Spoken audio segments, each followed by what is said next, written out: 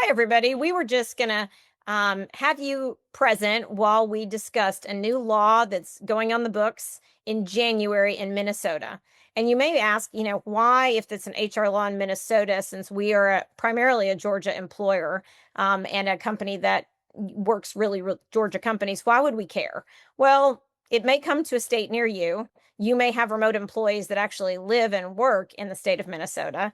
And it's just good for you to know kind of what's going on in different governments and different states, so that you can be, fully aware of what's going on. So, anyway, we thought it would be fun to just have you in the room with us as we kind of at first discuss this. We're not presenting it to you, we're not telling you much about it, but it hit us this week like, oh my gosh, this thing's actually happening in January. And this is what we normally do is we get on the calls and we try to figure it out, and we try to look at the positives and the negatives, and just try to digest it a little bit. So we thought we'd let you jump in on our conversation.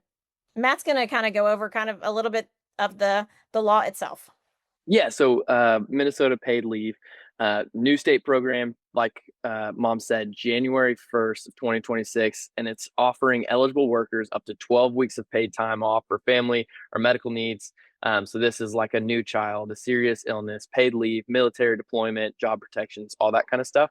And it's 12 weeks of paid time off for family or medical needs, extendable to 20 weeks in total for a year.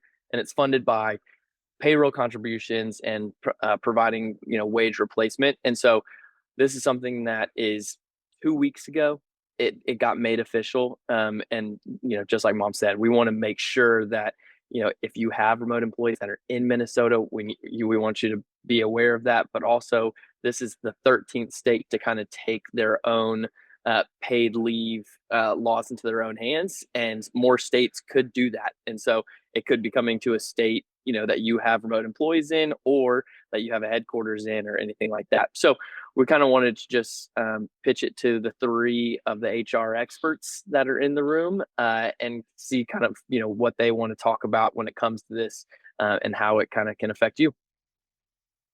So I guess the first question I have is, or maybe comment is, based on what Matt said. I mean, this is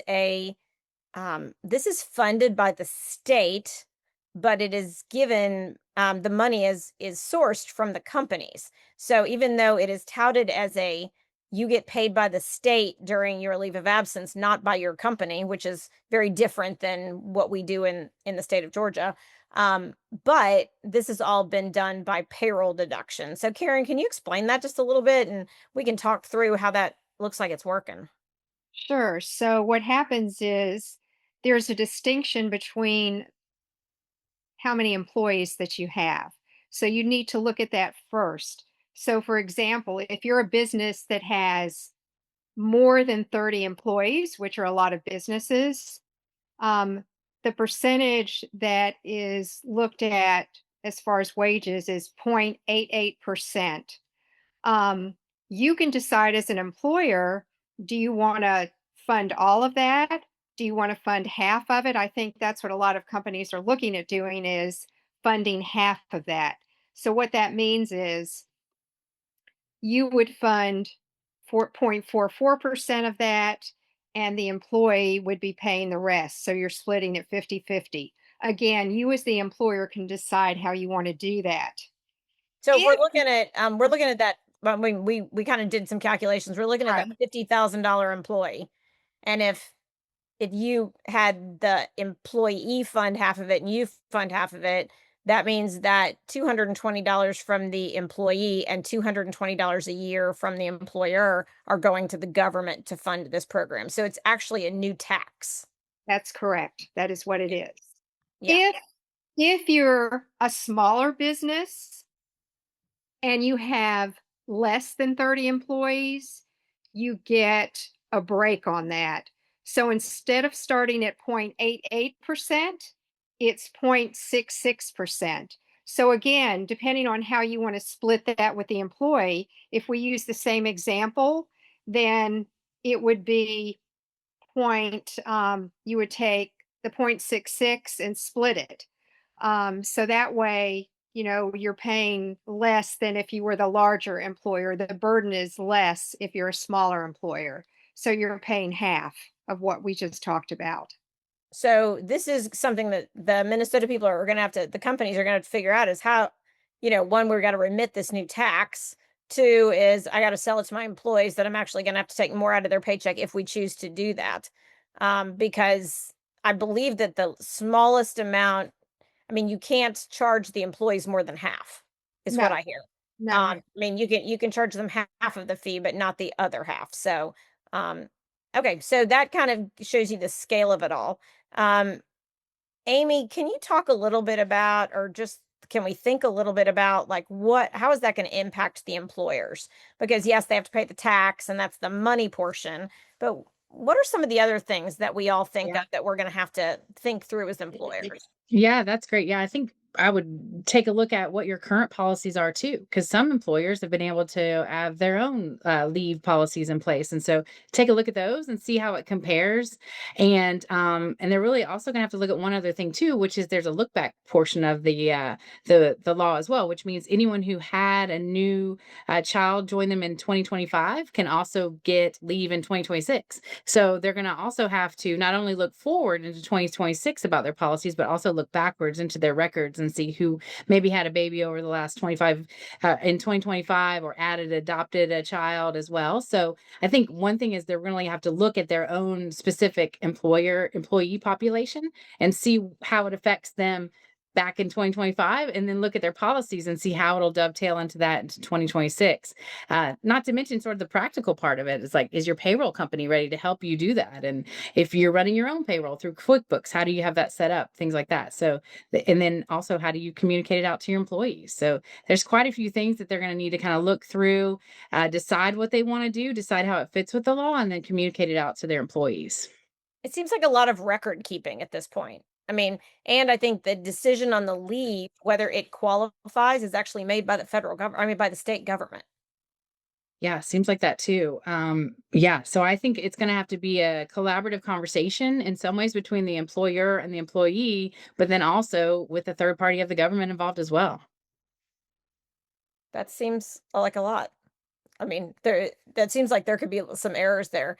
Then the other thing I was thinking about is not only do you have that money section and that person being gone, but if you truly have a small business and you have a bookkeeper, right? And if it says that they, with the extenuating circumstances, that bookkeeper could take up to 20 weeks off a year, if they have, let's say they had 3 years of tragedy or something that was going on.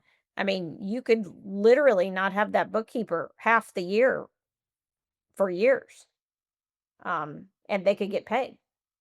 Yeah, and I did notice too that it looks like there's a little bit of a replacement staff grant also Right. too, where because Yeah. you've got to replace that person a lot of times, and so it looks like as part of your process as the employer, you're going to want to put that in place that you apply for that grant every time, Oh, so that tell you me can at about least. that. I did not see that. Tell me what that means. Yeah, I saw that a little bit where that it says smaller employers with 30 or fewer can apply for grants up to 3,000 per leave, capped at 6,000 a year. And so what I would say is as you're thinking about your policy is if you have someone that you think is going to be possibly getting this leave granted, then go ahead and have your process for applying for that replacement grant too if you're a small business less than 30.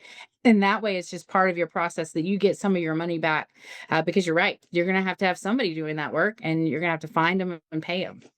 Well, the interesting thing though is at $3,000, that's, let's say somebody makes, $30 an hour, which most people make more than that. That's only 100 hours. A hundred Small part hours of is less than a month, and they can take 6 months off. So it's definitely not a. I mean, it may defer some money, but it doesn't seem like it's going to really replace that large amount of money that client is going to be able to hire an interim. I would guess because right, that's going to be expensive. right. Um, The other thing I would mention is that this will coordinate with other policies. So, for example, someone can also use their PTO, or they can also, let's say, that your one of the benefits you provide is a short-term disability policy, and normally short-term disability pays 60% of income. So let's say that someone is going out on maternity leave and it's a C-section, for example. So they could be on short-term disability for, let's say, 8 weeks. So they would have that, which pays 60%. instead of the other. So you have to look at all of those things. You have to look at your total benefits package as well. So who makes a call? I guess who's going to make the call on like that person that went out because of the C-section? Like, who's going to advise them on if you go with the government program, you get this much percentage, and if you go with short-term disability, you get this percentage. Like, is there going to be like? I wonder if there's going to be like an advisor or something because that's going to be extremely confusing, Yeah, that's especially for a interesting, small right? business that doesn't have an HR person. Like, Yeah, and I wonder too, right, I wonder if you get to combine them, right? Do y'all remember if it's like the 60% that you would have from short-term disability, but you're also reporting, I get this amount from the state? That would be an interesting, I um, think I read somewhere It you do can't get be to more than combine 100%. It can't could be be more more than than that. 100, right? Yeah. Yeah, Yeah. yeah. because at different income levels, wasn't the payout from the government program, not talking about the short-term disability, but the government program different? I can't remember the levels, but does anybody have those? It was, I believe the number was $1,463, something like that per week, which is a little bit over 70,000. So that's the cap under the Minnesota program. So again, short-term disability is typically 60% of income. But isn't there like if you make $50,000 or something, you get 100% of your income? If you make higher than that, you get lower? Am I missing that? Are I you don't know. talking about the We'll have to Minnesota look at that, program? like what they Yeah. get back. I don't think it's that they all get 100% of their income back, but I don't know for those times that they're gone. Well, the Right. thing is, it takes time, when you're thinking about your Yeah. PTO and you're thinking about short-term disability, if you offer that, or let's say somebody was out on workers' comp. I mean, there's a lot of things going on. So again, figuring out how the benefits that you offer will work with this and understanding if it happens, how to educate your employees and educate yourself first because you've got to be able to explain how this works to your employees. Right. So it can be very That's right. complicated. And I think too, when you're figuring it out, I always think too, it's good just to kind of tell the employees like, hey, this is a brand new law. We're going to comply with it, but we've got it. It's going to take a minute, right? We're going to try to figure it out. We're going to say, this is what our policies are going to be. And then let's walk through it with you. And as things come about and as things happen, we may have to make some changes because it's going to be a new and evolving thing. And we want to do the best for you, and be compliant with the law, but it's going to take a minute for us to kind of digest this and work with you all together. I think it's okay as you're talking to your employees and say, we're trying to figure this out too, um, as you're doing it. Is there a component in there that I think I saw that they um are required to provide them their same job back? Or is it an equivalent job, kind of like at FMLA? I think it's the same job, which would be interesting if like somebody takes 20 weeks a year for several years and all of a sudden you only have one of that person. So you're going to have to replace them. So when they come back, what are you going to have them do? I mean, I don't know how you handle that as a small business. Like if you have one customer service person that answers the phone when there's a problem with the product or a service, like if they continually are out, you can't not have somebody. So it's almost like you're going to have to a little bit overstaff for this. Or It Right. does say that Yeah. you must be restored to your job or an equivalent position. okay, is that the same language in FMLA? I think it is, right, It Karen? That's is. pretty Yeah, close, right? it Yeah. is. Yeah. And the other thing that coincides with FMLA too is that benefits will be continued. So for whatever benefits someone has, Oh, wow, those Karen. deductions will be continued or well, you're going to Health get a benefits, you mean? yeah, Health yeah, benefits, and Oh, vision, wow. all Yeah, of that. that's another cost then, it right? is. And then another administrative burden of Yeah. having the employee pay you back your piece, their part of the premiums and things like that. So that's another administrative burden essentially. What I would also imagine coming down the pike a little bit is some litigation maybe around it. So I think that would give us a little bit, will probably give us a little more clarity over the next little while as people sort of navigate this together. Because you're right, a lot of these small companies don't have people like us who are in this and figure it out with them. And so I think they're going to need some help really trying to figure out how it applies to them well. Well, and, to be honest, I think it's gonna be somewhat of a boondoggle for temp companies Ah, in that's a good Minnesota, point. because if a lot of people are taking time off and they can't replace them, right? Then they're going to be using a lot of temp people. So this could really, really increase the industry of temp in, Yeah. but temp employees are expensive, so that's going to be an additional cost Cost. in a market in the economy where salaries are disproportionately increased in the last 3 or 4 years. So that would be like a big cost to to a small employer or to a large employer. Great point. It'd be interesting to see how some of the unintended consequences come down a little bit, right? Like maybe have less of a staff in some ways because you're going to have to think through and budget through. Well, if we have, especially if someone is going to have a child, then you can kind of already plan for, well, we're definitely going to have this piece and we're going to have to replace them and at least for a little while, and there's going to be a tax. So they're going to have to really think through their budget. And so it may have a little bit of an unintended consequence of people not hiring as much as they go into 26 or 27. Would it be that all of a sudden they don't hire that position at all and they just go through a temp company? Because they go through the temp company and that temp has a problem, I don't have to pay for them, but then what happens to the temp company? They have to keep them on board because they're their employee, That's even right. if they don't work and they're not making any money. So a temp company's not going to want to handle that either, because all of a sudden they're outlaying wage, but they're not the other company, the hiring companies let them go That's because they interesting. don't. That's going to be an interesting. I don't know. I don't know how that's going to work out. I'm Yeah. assuming it would be interesting to do a study of the states that have this. I know some have had it in place, but none of them has been as liberal as this. Is that right? Not free with weeks and that kind of thing. Yeah, and one thing I will add that I think you addressed a little bit was, we've seen the trend, right, Amy, of states going to some form of paid leave. So this is definitely a trend, and it Mhm. will be interesting to see now with this new Minnesota law, what does that mean for other states that do not have any paid leave? So And it's this going is, and I was to going be to say, this is, we talked about this being the 13th state. So just so, I mean, it might be beneficial for people to know the other ones that have, and again, this is, they differ on the amount of hours and stuff like that, but it's California, Colorado, Connecticut, Delaware, Maine, Maryland, Massachusetts, New Jersey, New York, Oregon, Rhode Island, and Washington.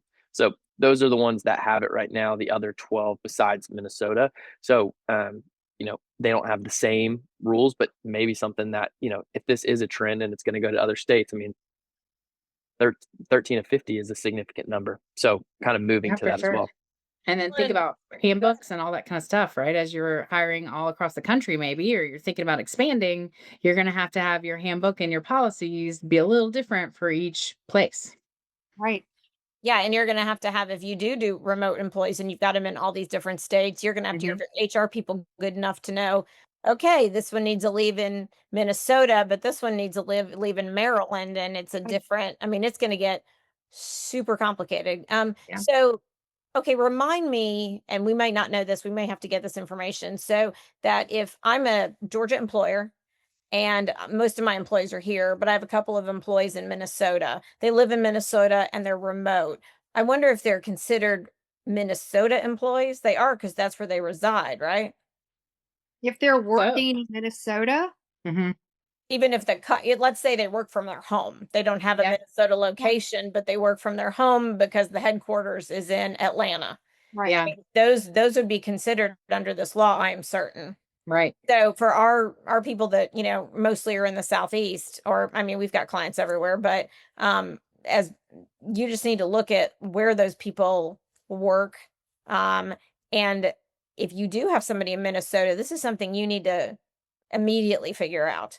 Now that person may not apply for leave, ever, right? Right. But I don't think you have a lot of time here because a lot of these are leaves because of sickness, because Right. of, I mean, pregnancy. Probably do have some time to figure that out, but a lot of them are like to care for a loved one that has just had an emergency or something. So, I don't understand, like, as soon as that happens, I mean, do you go out and then you just hope that the government's going to get back to the company to say whether it's approved? I mean, that's going to be interesting, but I would think if anybody has a Minnesota employee, that it's time to figure this out. sooner than later. Because you don't want to just go, oh, she'll never take leave. And then all of a sudden you're in a mess. Right. And then also think about training your manager a little bit, that they are keyed in to, if someone mentions something about a sick parent or a sick child, like, oh, wait a minute. They may not have to know the answer, but they need to know, I need to get in touch with HR or someone who knows that they could possibly have this benefit available to them. Because a lot of times, the employee doesn't have to have a certain word that they say. They don't have to ask us. As employers, we're responsible for knowing, hey, wait a minute, you might qualify for this leave, and getting them connected that way. So it's going to be a training opportunity too. It's kind of sounded like from the stuff that I read to the employers in Minnesota that they actually have to tell everybody before January 1st to kind of almost market the leave, which seems like a bad idea. But, I mean, from a small business perspective, it's kind of like you dangle the carrot. But I can understand why they're doing it. But I think that if you guys are listening and have a remote employee, say in Minnesota, it's going to be really important for you to know that you actually have to tell them about it before January 6th, first. Mhm. You have to actually market it to them in writing, and it's got to be somewhere else. Like you have to do it in a letter, and it's going to be have to be like in something they sign that Oh, they, wow. this is a change, and they've signed that they know that they get this leave. Wow. That's a lot. Yeah. And then they're just going to have policies and procedures to kind of make sure that they really do need the leave and they really do qualify. You Yeah. would hope most people would be honest, but you're going to have to be careful and I mean, thoughtful when about we it. do any new policy, you Same with assume FMLA, right? 99% are going to be honest, but you've Yeah, got the 1% that are trying to, hijack the law. that's right. So you Favor. got to kind of watch. Yeah. Yeah, I wonder if you do something like, with workers' comp and those kind of things, we do, investigations and, those kind of things. I wonder if that'll happen. Yeah. Um, maybe at the government level, because this really isn't paid for by the company. So that'll be interesting. Hmm. Anyway, I know we've taken up a lot of time. Does anybody have anything else that they think we should talk about while we were doing this? I just kind of um, wanted to give you guys a kind of a look into when new stuff comes down the pike. I mean, we have no idea. And so we start from scratch, we start researching. We do this when anything comes down. I think about those days in COVID when Karen and I would call each other literally every day, and I'm sure Amy was doing this as well, and go, okay, everybody's asking the question. Okay, this is all the information we have. We're going to have to just go with what our gut is because nobody's telling us from the government. So I feel like this is one of those situations where it's really good to partner with an HR person who, is having this conversation with other HR people. So, Yeah, I think that's a great point. And people who've had experience with FMLA and all those different kinds of things that can help you guide through the process, because it's going to change a little bit, but give you some, this is how it normally is or how we've seen it before in different states. And so then that way they're able to see a great perspective of where to start, because it is tough to know where to start when things like this come down and there's not a lot of time to figure it out. Yeah. And I think, we're going to try to do more of these informal, under the hood type of HR discussions, with stuff laws that we're getting in and different things that we're hearing. So, thank you everybody for, anyone listening to this or watching the video or reading the blog. We really appreciate it. So, everyone have a great day.